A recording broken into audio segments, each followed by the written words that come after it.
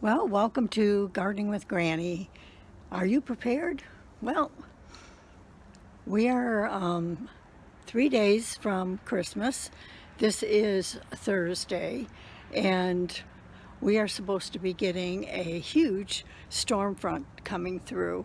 And I know that people all over the country are preparing. Some of them have been hit already with snow and wind, freezing temperatures.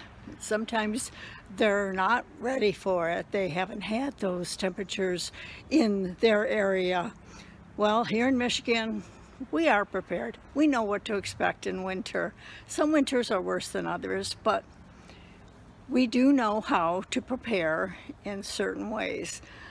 And this coming year, 2023, I'm going to be doing a series of classes on being prepared herbally for health.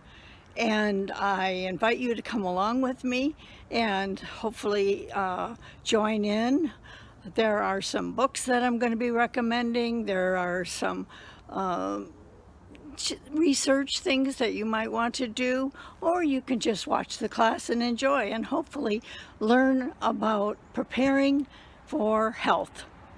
So happy holidays, Merry Christmas, Happy New Year, and I'll see you in 2023.